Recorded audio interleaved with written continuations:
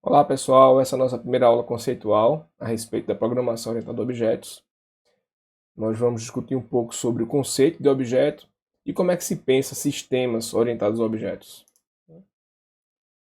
Bom, primeira pergunta que a gente se faz ao estudar este tópico é: o que é orientação a objetos?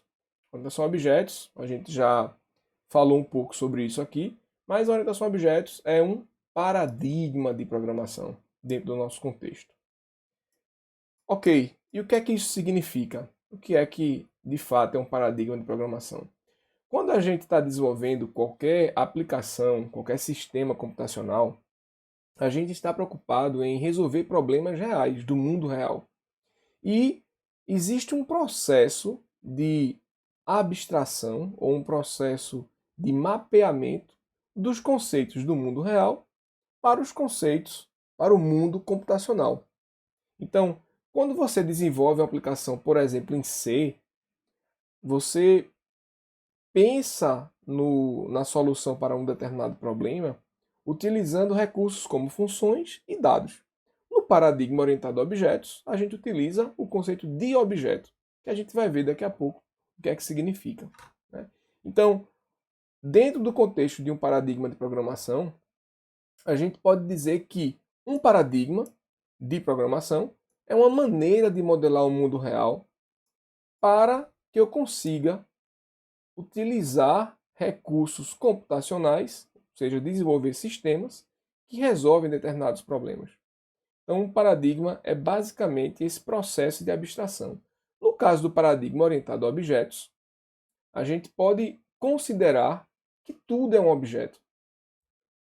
Sistemas são grandes aglomerados de objetos. Eu consigo mapear problemas reais em função de objetos. Os dados manipulados e comunicados pelos sistemas também podem ser vistos como objetos. Cada parte do sistema, cada módulo, também pode ser visto como objeto. Ou seja, os objetos são os nossos blocos de construção. Talvez isso ainda não esteja muito claro, né, falando dessa forma. Tentando dar aqui um exemplo para o que eu estou comentando aqui. Imagine que a gente está desenvolvendo um jogo de ação, como está aí, e a gente pode imaginar que o jogador, a equipe, os inimigos, as armas, os equipamentos, tudo isso aí, todos esses elementos, são objetos que eu vou mapear no meu sistema. Talvez, ainda assim, a gente não consiga entender muito bem o que é que eu estou querendo dizer sobre um determinado objeto. O que é que realmente um objeto desse possui de fato? A gente vai imaginar tudo como sendo objetos. Esse é o nosso paradigma, o nosso modelo mental de abstração é pensar em sistemas utilizando o conceito de objetos. Então é importantíssimo a gente entender muito bem o que é um objeto. E aí é o que eu coloco aqui nesse próximo slide. Ok, mas o que um objeto de fato possui? Veja, na literatura vocês vão encontrar muito, e a gente vai falar muito sobre isso aqui, ó, atributos e métodos. Tá? O que realmente eu estou querendo dizer com atributos e métodos? Todo objeto possui atributos e possui métodos. Né? Como assim? Vou dar um exemplo sobre isso aí. Bom, eu costumo utilizar aqui como exemplo um MP3 player, tá? Imagine que aqui você tenha o display, tá?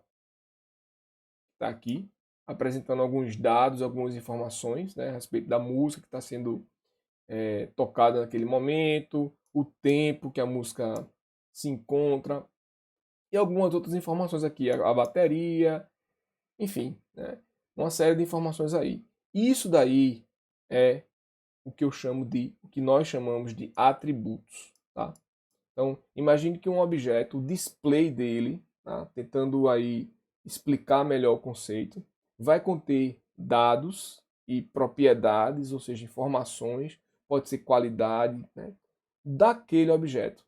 Então, é muito comum você encontrar aí essa palavra, um termo-chave aí para entender o conceito de objetos.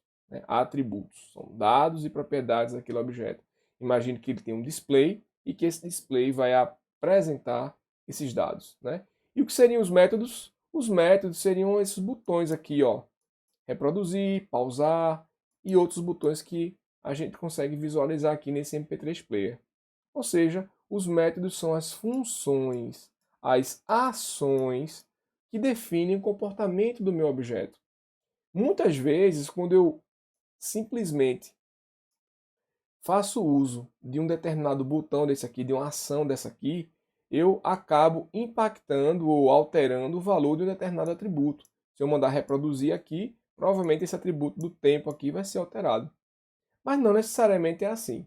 O que a gente precisa realmente fixar é que para todo objeto que eu imaginar no meu sistema, eu vou ter atributos, que são dados ou propriedades daquele objeto, e métodos, que são funções ou ações que definem o seu comportamento. Tá? Bom, talvez isso ainda não esteja muito claro. Um objeto é sempre algo concreto, como é o caso desse MP3 Player, sempre alguma coisa do mundo real que existe, que eu pego, que eu toco? Não necessariamente.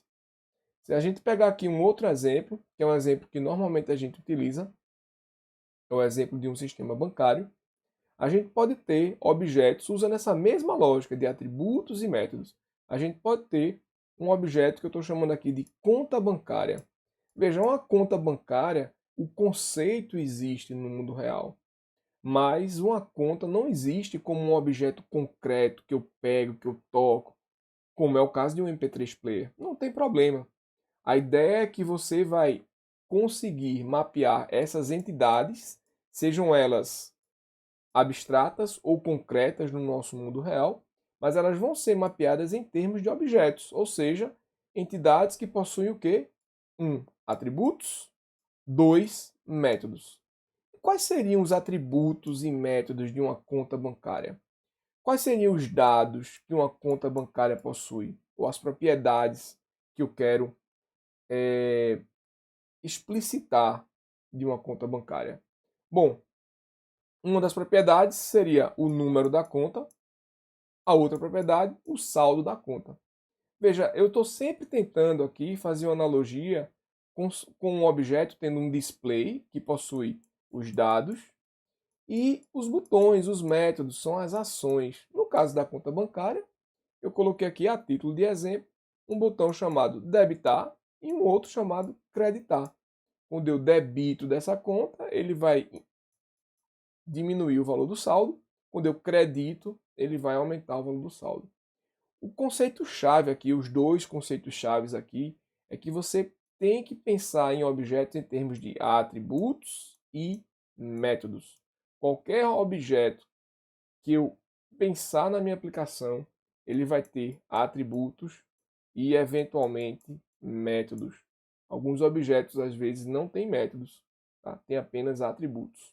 São objetos que muitas vezes representam apenas dados da minha aplicação, o registro, que não tem ação, né? Que eu não tenho comportamento.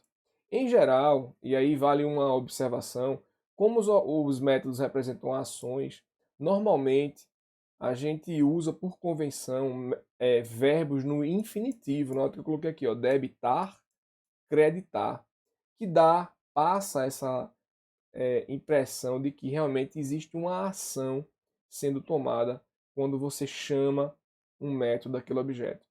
Não se preocupe se você ainda não entendeu muito bem. A gente vai ver, utilizando a linguagem Java, como é que eu crio um objeto, como é que eu defino os atributos, como é que eu defino as ações, ou seja, os métodos que ele possui.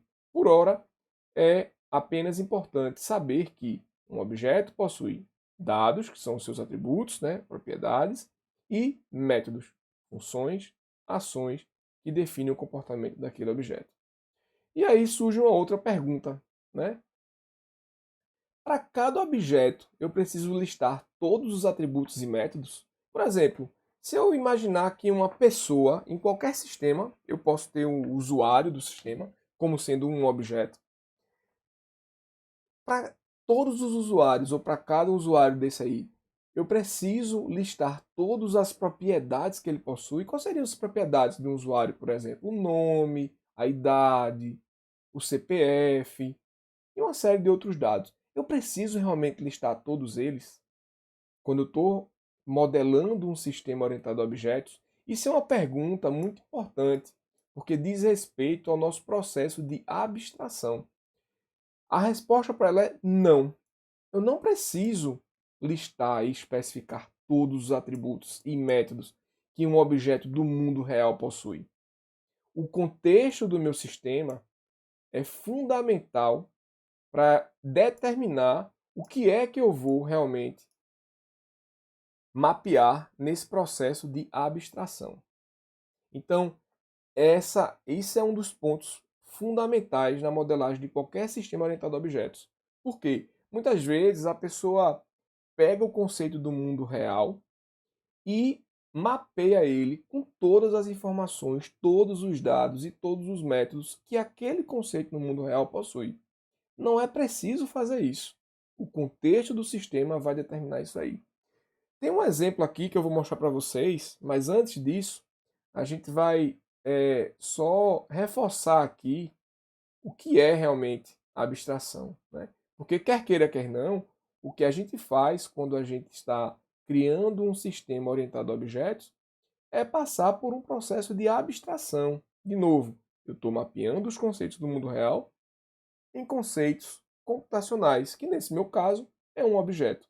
Esse processo de abstração, o que é chave nele é isso aqui, ó. Eu preciso extrair as propriedades essenciais. Ou seja, eu preciso extrair o que de fato me interessa, o que interessa para o meu sistema. Eu vou mostrar aqui um exemplo só para a gente entender a essência desse processo de abstração. Não necessariamente um exemplo de um sistema, mas vejam esse mapa aqui. Isso aqui é um mapa da malha do metrô de Londres. Se vocês perceberem aqui, tem vários detalhes aqui, né? Tem a forma como as distâncias aqui e a forma como cada uma dessas linhas aparecem. Tem detalhes aqui a respeito de áreas, né? Provavelmente parques e, enfim, rios aqui e uma série de outras informações.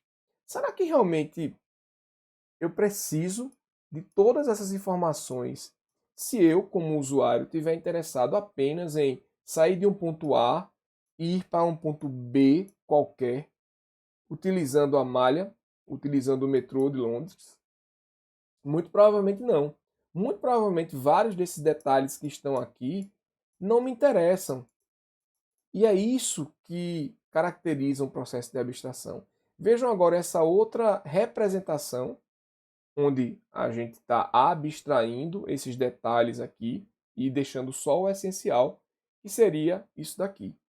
Note que aqui eu não tenho as informações exatamente do jeito que elas estão no mundo real.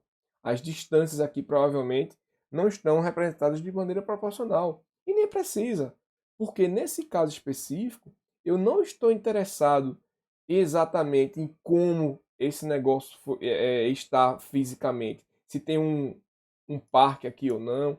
Nesse caso aqui eu não estou interessado. Eu estou interessado em saber como é que eu faço para sair daqui, por exemplo, e chegar aqui. Eu preciso pegar a linha vermelha, fazer uma baldeação e vir parar aqui. É isso que me importa. Então, num processo de abstração, similar a esse aqui que eu mostrei para vocês, a gente só deixa e extrai o que é essencial. É a mesma coisa na orientação a objetos. Qualquer sistema que eu venha desenvolver, eu vou fazer a mesma coisa.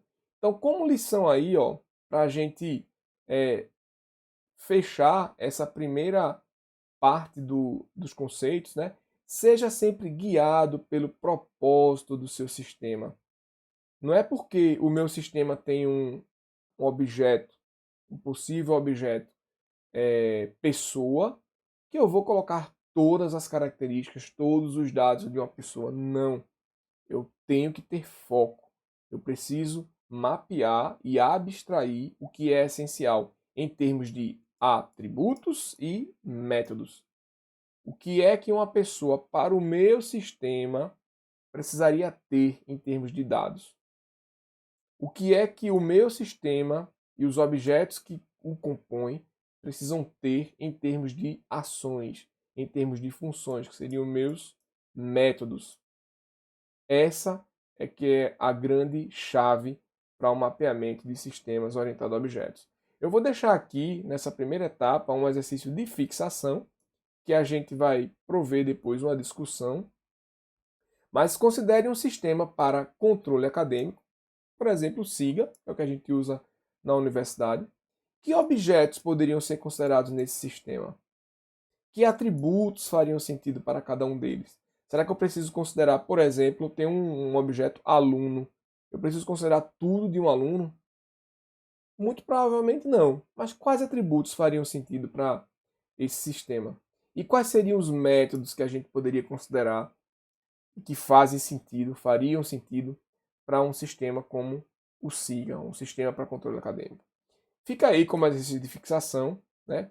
Sempre lembrando que objetos possuem atributos e métodos. Atributos, eles remetem aos dados, às informações, é como se fosse o display do objeto.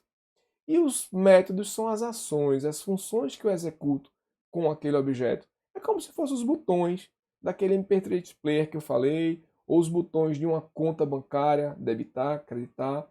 Então, vamos tentar usar isso, pelo menos por enquanto, para definir o que é um objeto. A gente ainda vai estudar, na próxima aula, um pouco mais sobre esse conceito, e aí a gente vai adicionar um conceito novo, que seria o conceito de classe. A gente precisa,